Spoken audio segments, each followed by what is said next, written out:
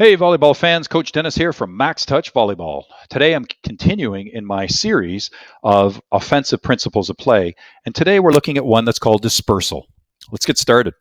A couple of definitions before we get going here. The principles of play are like the foundation of your offense. If each one of the 6 bricks are in place and being respected, then your offense is firing on all cylinders.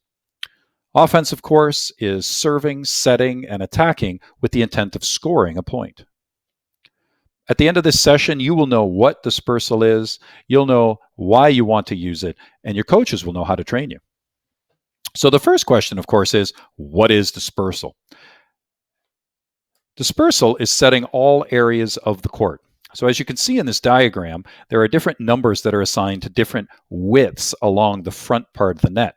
Everything from 4, a 5, a slide, a 9, and they all have numbers and they all have different speeds and tempos, which you'll learn about in later presentations. So we offer there an opportunity to give width to the offense, which makes it very difficult to defend against. But not only are we adding width, but we're also adding depth by incorporating the back row. In this case, they call them things like reds or pipes or blues, and you can make up your own names depending on your team. So in this video, what you're going to see is the reason we want to use dispersal. By creating width, we open gaps. We isolate individual blockers, we expose the back row, we increase options, and there is an example right there. A gap is created, the back row is exposed, the floor is exposed, and an easy score is made. So that was a middle. There's a right side. Lots of different options.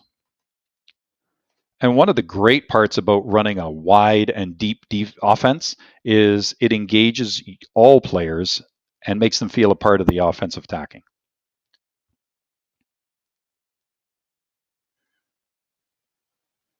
So here they've gone from the left side, they're going to go back to the left side, they've gone to the right side, they've run a pipe, they've run a middle.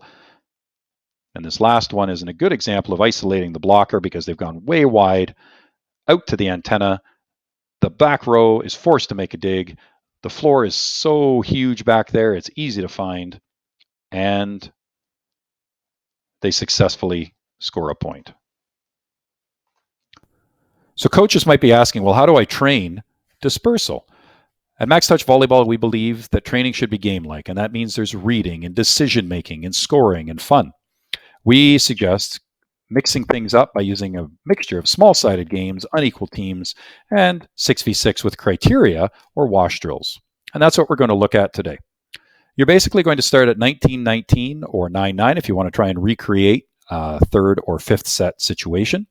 And the idea is to get to the end by earning a big point. A big point is when the setter has set all eligible hitters on a certain rotation. They don't have to score necessarily, although that could be an interesting variation. And once they accomplish that goal of all hitters being set, then the team rotates around, and that is classified as one big point. The first team to rotate all 6 times or score 6 big points wins the game. A variation is something that I call take 2, and that's when a hitter is either dug or makes a mistake and is put to the bottom of the batting order again, and they cannot continue until all hitters have hit, and then finally that hitter who has made a mistake. So in conclusion, I think it's fairly clear that dispersal is a very important principle of play because it not only causes difficulty for the opposition by having width and depth, but it engages all eligible hitters on your team. Coaches, if you train dispersal by incorporating reading, decision-making, and the belief that your team can do it, you will see success and your players will have a lot of fun. So remember, at Max Touch Volleyball, we believe that the game is the best teacher, so get out there and play it. I want to thank you today for joining me. If you like us, give us a thumbs up, leave us a comment or a question in the bottom, share it with a friend, or, of course, subscribe on that bell, and that way you'll know the next time we produce something. So until the next time, get out there and play the game.